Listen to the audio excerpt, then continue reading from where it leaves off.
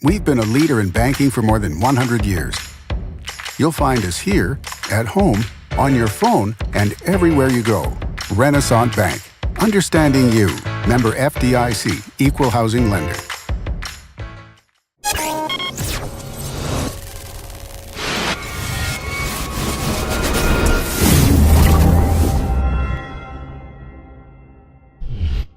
Sponsored by Renaissance Bank. Good morning and welcome to Daily Journal Newsbreak for Thursday, October 5th. I'm your host, Chris Kiefer. And remember, before we get started, that you can catch Newsbreak each weekday at 7 a.m. Watch us at djournal.com, Facebook, YouTube, or the Daily Journal's mobile apps for Apple and Android devices. We're going to take a look at the top news and sports headlines of the day, but let's start with the weather forecast. Today, partly cloudy skies with a high of 86 and a low of 58 and a 10% chance of rain. Your 3-day outlook: Friday, sunny, high of 88, low of 65, 10% chance of rain. Saturday, partly cloudy with a high of 86 and a low of 70, a 20% chance of rain.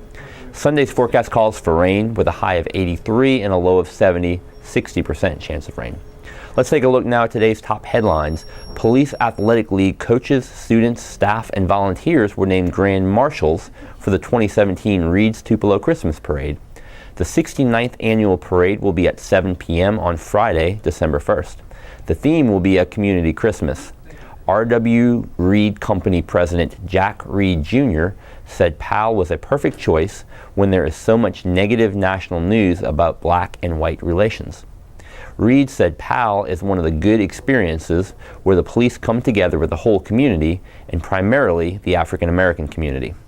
Powell offers a range of programs, including basketball, boxing, tutoring, and life skills. Groups can register for the parade by downloading an application at www.tupelomainstreet.com. Applications also are available at the DTMSA office at 108 South Broadway Street. The registration deadline is November 3rd. Mississippi's growing drug problem is causing an increased caseload for the state's Department of Child Protection Services.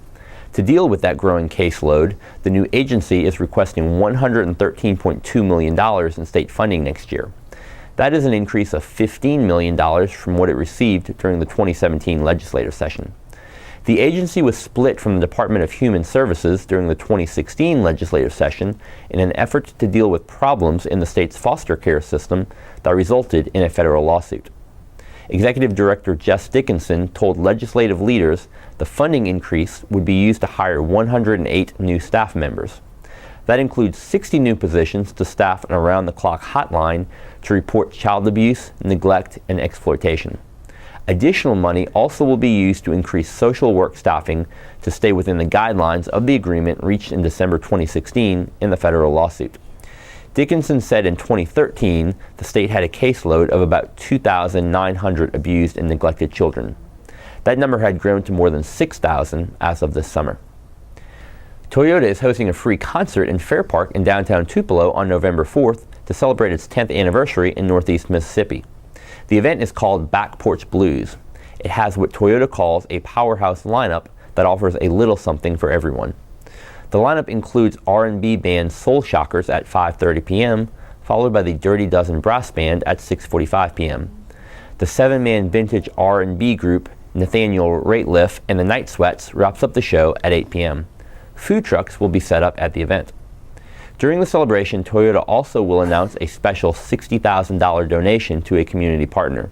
The company has donated more than $3.4 million to local organizations over the years. Complete details about the event are available online at www.toyotamsevents.com. Toyota Mississippi's plant in Blue Springs employs about 2,000 people. Earlier this year, Toyota announced plans to build a nearly $10 million visitor center. The facility will offer public tours showcasing how Corollas are made. And in sports, 9 high school football players from Northeast Mississippi were chosen to play in this year's Mississippi-Alabama All-Star Game. Mississippi's 40-man roster for the game was announced on Wednesday. Among the area players selected were Tupelo linebacker Jet Johnson and Tupelo's Peter Gray, who will play tight end. Each player said it was an honor to be chosen for the game. Gray, who normally plays on defense, said it will be exciting to learn a new position. West Point had 3 players make the roster: running back Marcus Murphy, defensive back Jason Brownlee, and defensive lineman Terrence Cherry. Other Northeast Mississippi players include Starkville wide receiver Cameron Gardner, Starkville offensive lineman Cameron Jones, Pontotoc offensive lineman Cole Smith, and Oxford wide receiver Jaquan Webb.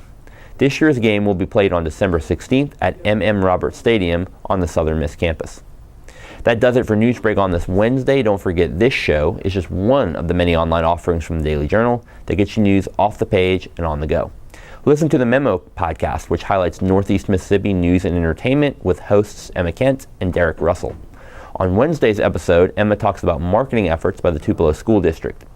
We also talk with Dennis Sid about Tupelo's air service and with Bobby Harrison about Mississippi House Bill 1523. You can listen on iTunes, podcast apps, or at memo.djournal.com. And check out the Double Coverage podcast. Ole Miss beat reporter Parrish Alford and Mississippi State beat reporter Logan Lowry discuss the Bulldogs and Rebels. Look for a new episode this afternoon in iTunes, podcast apps, or at doublecoverage.djournal.com. Each story discussed today on Newsbreak can be found in your Daily Journal or online at djournal.com. That's where you can also find a new episode of Newsbreak each weekday at 7 a.m. Thanks for joining us. I'm Chris Kiefer. Have a great Thursday.